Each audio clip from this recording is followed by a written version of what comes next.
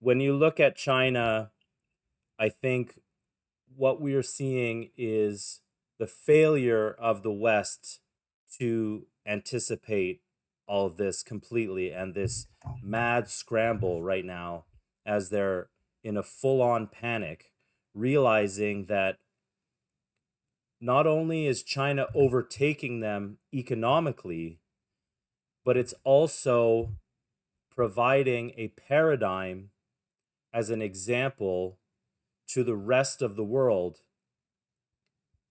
showing that the oligarchy over here and the system that they have built over the last 40 years is nothing but a complete failure with absolutely nothing to offer us for the future. Mm. And if we want a better future for ourselves, something like the development, pro industrial, pro progress model that China is currently pursuing, which America used to pursue, is rapidly taking over everywhere on Earth except for Western Europe, the US, and Canada.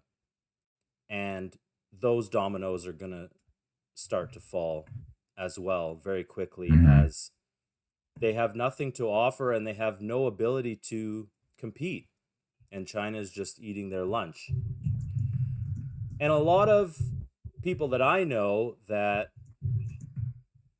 are kind of hesitant on China or anti-China, bring up the usual tropes. It's a communist dictatorship, of course, so they can do whatever they want. Their people are slaves. They have a social credit program, which they don't, but that trope endures. It hangs on. Yeah, it clings.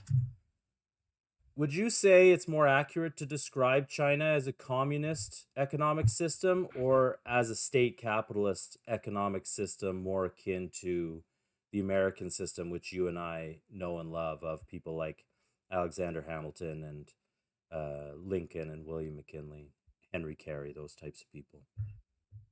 Yeah, I think that beyond certain terms that are sometimes used in their political discourse, I mean, obviously the Chinese, federal party is the Chinese Communist Party, so the name is in there, the word is in there, but what a word means, and see, nominalists go crazy because they think truth is located in some literal word and how it's defined in a dictionary, and they don't realize that the physical universe doesn't abide by human-made dictionaries and human-made definitions because the same word can mean very different things for two different people or several different people who use the same word. Even just Google truth on and look at Wikipedia and see how many different theories of truth Wikipedia will tell you. The post-structuralist definition of truth, the ecofeminist definition of truth, the Hegelian truth, and each one will have certain similarities, but also things that are diametrically opposed in many cases. So it's the same thing for this word. I think that in looking at their behavior, looking at the thinking of how, I mean, Xi Jinping gave a speech in 2014 where he came to power in 2012, began to do several major things. Xi Jinping is a very unique personality who I've been fascinated by, going back to his youthful days, his childhood days, watching his father being taken down by the Gang of Four and sent to a work camp.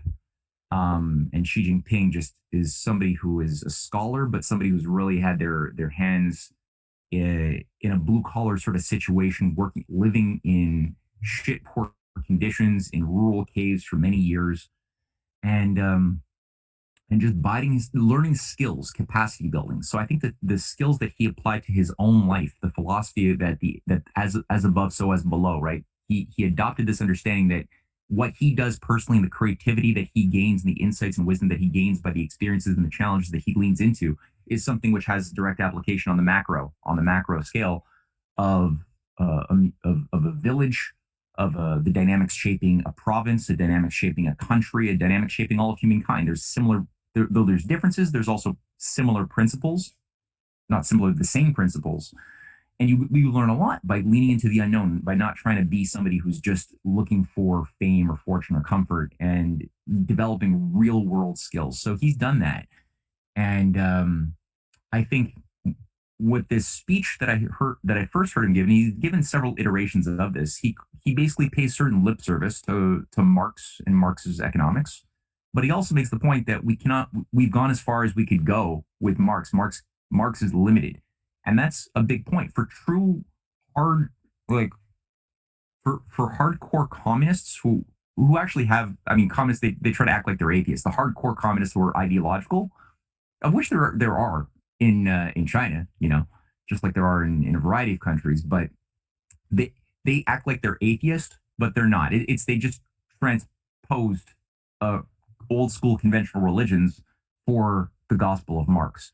So it is, it is very religious in its tone, and it's a big heresy to say the sorts of things that Xi Jinping, but also you heard that with Deng Xiaoping, who delivered something somewhat similar over 40 years ago, when he also made a point that Marx was limited in only defining labor as being something premised around material productive powers and not of the mental creative domain. And so we have to, and this is Deng Xiaoping now, Deng Xiaoping, the guy who led in the overthrowing of the Gang of Four after Mao died and putting them in prison and beginning to undo a lot of the damage, the self-inflicted damage of the Cultural Revolution. So he even began the process of helping people, the Chinese, to break free of what they were told was the new gospel by saying, no, human creative thought has to be extended to our appreciation for what is labor. Xi Jinping took that even further and said that there's a plethora of new ideas, new concepts that Marx has not been able, we did not know how to think about, that require a new paradigm going into the 21st century. So when you look at the behavior of how China's done this, I mean, you've got a robust private system. For people who say it's a communist dictatorship, a godless communist dictatorship, I mean, no, you've got a Confucian Buddhist Renaissance. If you look at a lot of the moral philosophy embedded in Confucianism, which again is going through a renaissance, this is the thing that really brought China into its best phases of growth and excellence over the last 2,600 years, no, 2,400 years, is this the idea that there is Tianmin, the mandate of heaven, or Tianxia, which is known as the mandate of heaven, that there's a law of heaven that human beings have to emulate and abide by if we're going to have legitimacy, and if a leadership, if a society and the rule makers are going to be fit to be obeyed by those they rule over, they have to abide by the moral and physical laws of heaven. That's a very important Confucian principle, and something that also gave legitimacy to anything good in the Muslim, Christian, or Jewish Abrahamic civilizations as well. So there's certain common ideas also of agape, that higher form of love, which is something which you can only get by really cultivating wisdom, the mind's powers of knowing what is beyond the horizon of our former assumptions, and also cultivating the heart and working on empathy and putting yourself into other people's shoes, both in our world, but also into the future and into the past. And that type of practice that became enshrined in the concept of agape, that agapic love, is something which also is enshrined very, very dearly within the Confucian matrix as well, under the concept of Ren, which it essentially outlines the very same thing. And Confucius talked about it, his followers Mencius talked about it, and many others. So it's you see it also in the formulation of a lot of the best of the Chinese dramas and shows and movies that they promote. A lot of that does get state support as well, because there's an idea of wanting to morally cultivate the wisdom of the individuals at every rung of society, to tap into that source, which is what we used to do under better times past, when people like Frank Capra still could keep a job and do something moral with the art of film in Hollywood. We have small examples of that, but we haven't seen that in many, many generations. Whereas in China, it's becoming more loud and more robust, and that's good.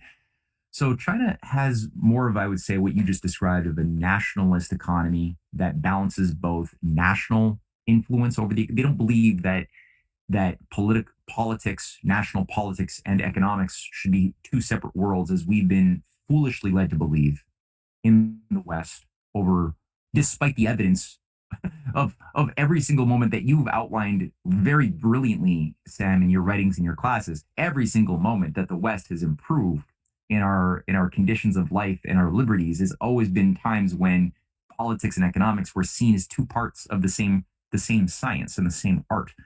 And it's only more recently that we've been brainwashed to think that no, you can either study business management, or you study macroeconomics, or you study microeconomics, or you study political science.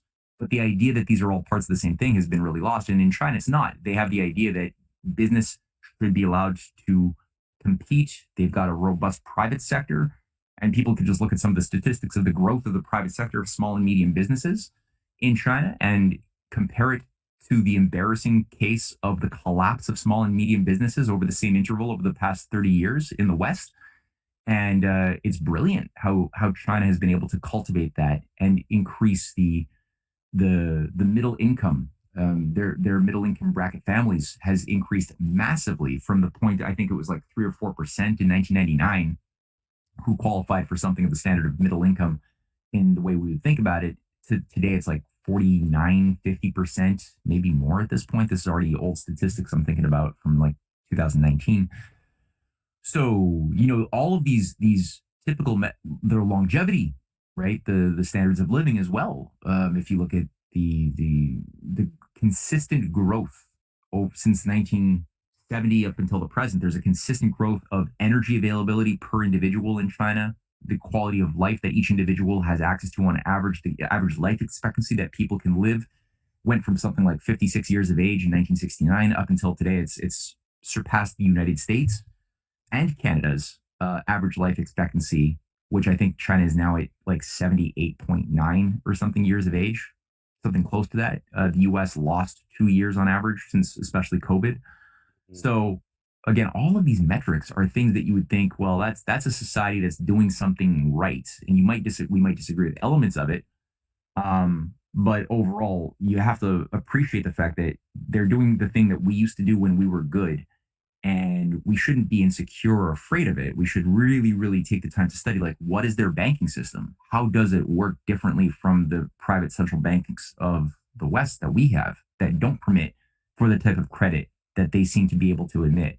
Why is that? So these sorts of questions we should be posing. And yeah, Well, speaking of it's, heresy, Matt, it sounds mm, like you're saying that the independence of the Federal Reserve is not sacrosanct. I'm kidding, of course.